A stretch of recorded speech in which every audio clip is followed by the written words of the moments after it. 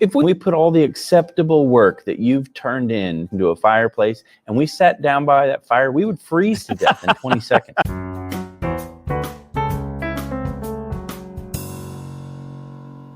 All right, welcome to another School Principal Reacts. My name is Brandon, and I am a school principal from the U.S. state of Georgia. It is currently Christmas break, Christmas Day. I want to wish everybody out there a Merry Christmas. If you are a teacher, school staff member, or student, you are very likely out of school right now, as am I. I'm just enjoying Christmas break and have been looking at some social media, some things people have sent me on how teachers and students spend the Christmas break and what kind of things happen right before Christmas break starts. So I wanted to take a look at that with you and just kind of give you my reaction and just have some fun. Let's get into it. Just a reminder, if you enjoy watching this channel, please subscribe. All right, this is Teachers During the Week Before Winter Break by a channel called Bored Teachers. I can't wait to see what this is. Are we having a Christmas party? No, we're not having a Christmas party. The only Christmas spirit in this classroom is me praying that I make it through the day. Look, you need to be asking Santa to bring your grade up. How about that? He would need Just my initial reaction here. I don't know what this guy is supposed to be teaching. I see some world history books beside him, so I'm assuming this is high school. High schoolers don't ask quite as much about the whole Christmas party. I usually hear that a lot more with elementary school, middle school. High schoolers by that point are just happy to be out of there and will ask me, hey, do I have to come on the last day? Or if I exempt my exams, do I have to come? They're just kind of looking for ways not to come to school the last few days. They're not asking, can we have a Christmas party? But I guess it probably happens somewhere. And this guy saying, I'm just praying I make it through the day. School staff, including teachers, do need breaks, just like everybody else. I tend to hear this more the week before Thanksgiving. Here in the U.S., all students are out for Thanksgiving, usually either part of the week or the whole week, and that tends to be the longest stretch of school from the very beginning of the school year until then. Most schools don't really get a break until that point. Also, spring break from January until the spring break. That's usually another very long stretch. And right before teachers and staff members do get somewhat tired, or they just need sort of a mental and emotional break. And students are the same way. Honestly, they are also looking for a break, and then they come back and are typically a little more refreshed. Before the winter break or Christmas break, it's not quite that bad. But let's see what else this guy says. If we put all the acceptable work that you've turned in into a fireplace and we sat down by that fire, we would freeze to death in 20 seconds. The only he says, if we took all the acceptable work you turned in and put it in a fire, it would freeze to death. Yeah, it's kind of funny. Just the way it happens in my experiences sometimes, the people who ask about that stuff, the Christmas parties and stuff like that, not all the time, but sometimes it does tend to be the people who really need the most help academically, and they're just not focusing on the right things. And so, their grade may be terrible and they're asking about, Christmas parties and stuff like that. That there is some truth to that there. Party happening this week is when you leave.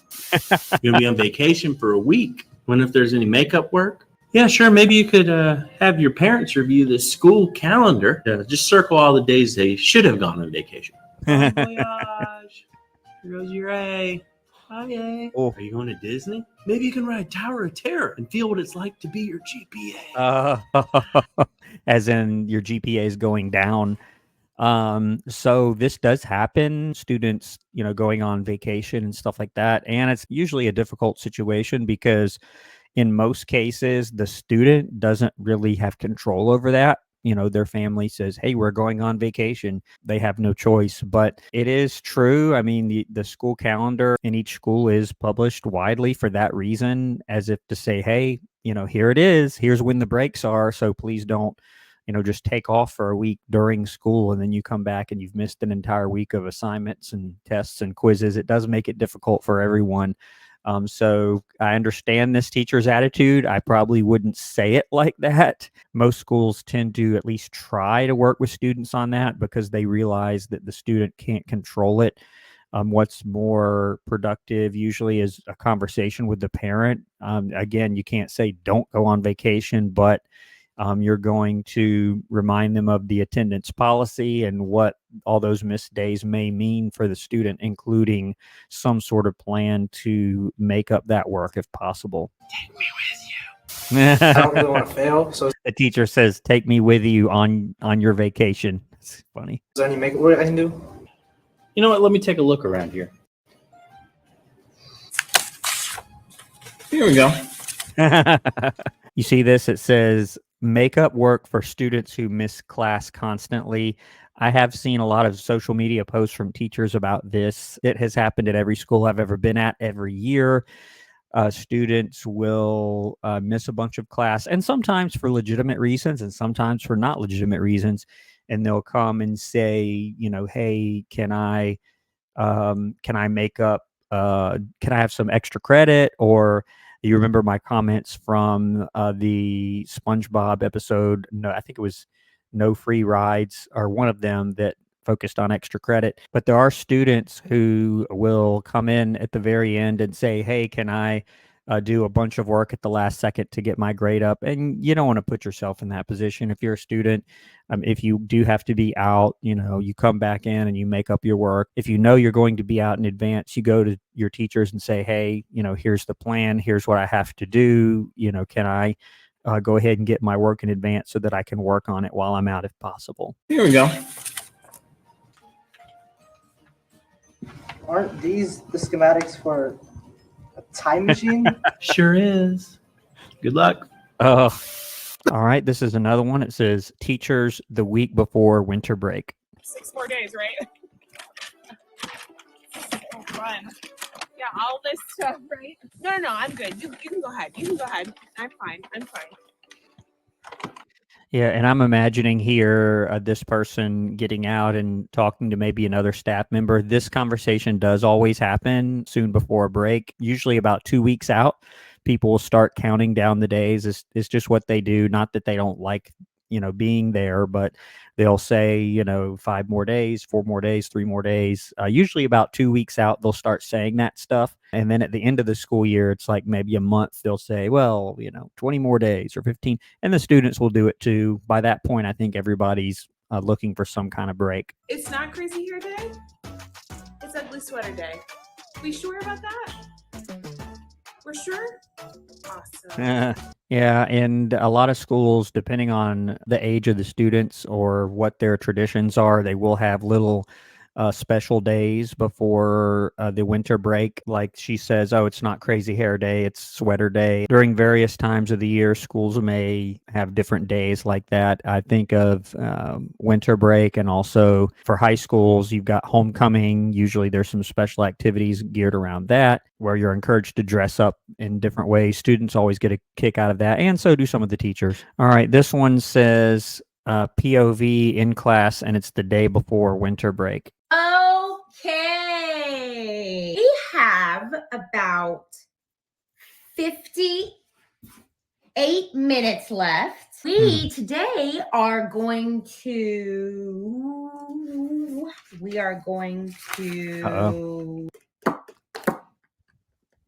find out what everyone is going to do this week.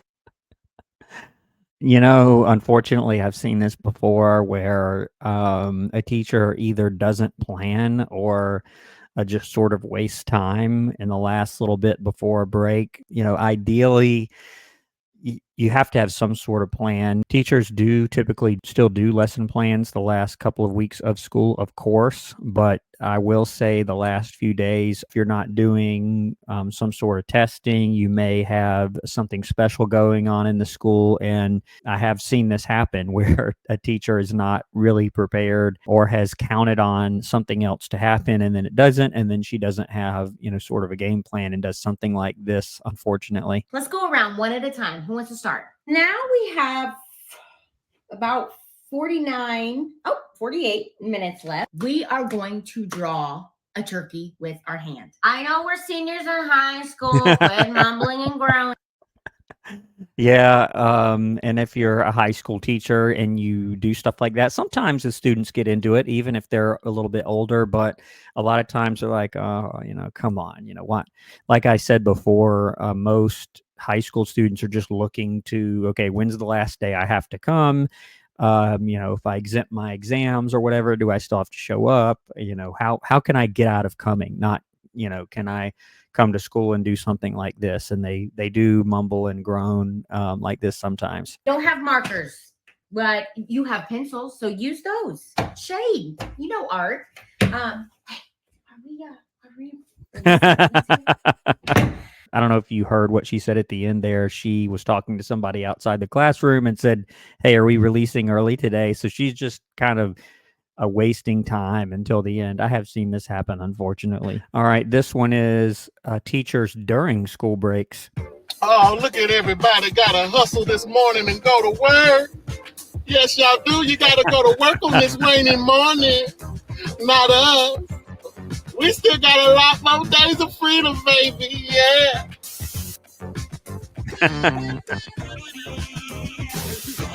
Yeah, I don't know if this is true. If you're a teacher out there, you'll have to share your opinion with me. But I do know most teachers out there are on a very structured schedule. They have to be at school at a certain time every day, and it's usually pretty early in the morning. Some places I've been at, it's been 7 o'clock. Other places, 7:30, 7:15. It's usually somewhere around that point. And in order to do that, you've got to get up much earlier than that in order to get there. So this guy, at first, he's making fun of the other people going to work. I don't know if that's true or not. Hope not. And then he's lying in bed. Yeah, the running joke among some teachers when they get back from break is, "Oh, I got used to getting up at, whatever time, 9 o'clock, 10 o'clock, or whatever they say. And then they have to get back up at their regular, 6 o'clock or 5:30 or whatever it is." And so you see this guy just laying on the bed like that. That's funny. All we gotta do. We can go to the movie after that. Dad, why are you eating so fast? Yeah, I instantly understood this one. So if you're a teacher, you are going to have some sort of lunch break. It depends on your schedule and it depends on when your planning period is. Every teacher is going to have some sort of planning period that is supposed to be devoted to, well, planning out your lessons. But you may have a lunch period that's separate, and depending on what you teach, it may be when your students are also at lunch. And sometimes it's not a terribly long time, depending on what you teach and where you teach at. It may be 30 minutes. It may be 20 minutes. It may be 25 minutes. It may be longer, 30 or 40 minutes. It may be longer than that or much, much shorter. It just depends. But for a lot of teachers, it really isn't a long time. So you do find yourself really hurrying to eat your food so that you have time to eat it and go get ready to either receive or pick up your next class. Hey, this is your Uber Eats driver. Are you in building 5 or building 6? Building 14.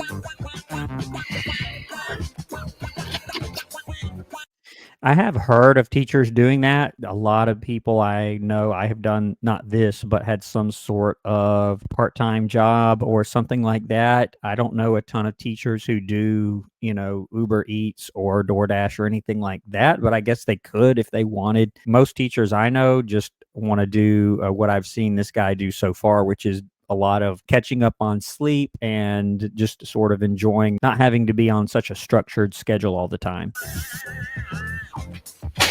Hey, why are you running? Wait, I'm on break.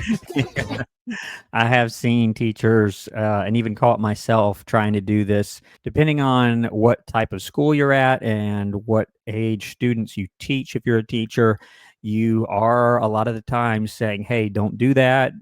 Do this. Don't do that. Stop." Like he says, stop running. And so this guy's in a retail store and he has there's some other kids, I guess, who are running around and he's like, "Stop running." Yeah, you just sort of instinctively start to do that sometimes. And then you're like, wait, those aren't, I'm not responsible for those kids. So that makes sense. And once again, a lot of this video was him sleeping. Yeah, I can definitely relate to that. Teachers do tend to catch up on sleep during their break, certainly the winter break that we're currently on. Here's one more. This one is the faculty meeting before winter break. Haven't had a lot of these. Faculty meeting, that's where the principal gets everybody together who works at the school, certainly all the teachers, and has a meeting and gives out some information and takes questions, or if they have something specific they need to do together, they do that. Typically, right before break, you wouldn't have one of these unless you really needed to, but let's see what happens here. That these next 4 weeks are very vital. Yeah. Okay. So the principal's sidekick taking names, that is kind of sort of true to life. I myself have a couple of people just to really help me keep track of who's there, not that they're out to get someone, but I do want to make sure if I'm giving out some important information at a meeting, again, I probably wouldn't do it right before winter break. If there's someone who's not there, well, I need to make sure that I meet with them at some point afterwards and go through whatever the information was with them. And if you're the principal, you're concentrating on hosting the meeting and your presentation if you have one, and you may not be able to do this here. So you have a sidekick, as it calls it here, do that for you. We need to stay as calm and normal as possible between these 2 holidays. All the students are going to be anxious, ready to get home, but we have to keep them grounded. It's very important. What is it? I know we're all waiting to get back to our classrooms. I have just a few questions. I did print some handouts for everybody. All right, let me go back and look at some of these here that I may have missed. You've got the eager first-year teacher, very accurate. Shout out to all the new teachers. They do a great job and are really eager to learn. And typically, they want to make absolutely sure they do everything right and they look like they know what they're doing, or they want to be perceived as though they know what they're doing all the time. And so they are usually taking notes and very attentive. That's pretty accurate. And this teacher ready to go on vacation, also very accurate. Many of us are like this, but you probably shouldn't act like this person on the outside the way she's doing. Just can't wait to get out of there. You can feel that way, but try not to show it. Most decorated classroom. Yeah. And there's nothing wrong with that. There are some teachers that they just like to do that and they go all out and they spend a lot of time and they make their classroom look really great around not just the winter holidays, but also any other excuse there is to decorate for something. For high school, we have homecoming every year that is very big. We have other events that highlight different things going on in the school, and they are always up to help us decorate for those. This one, the teacher gift shopping online every chance they can get.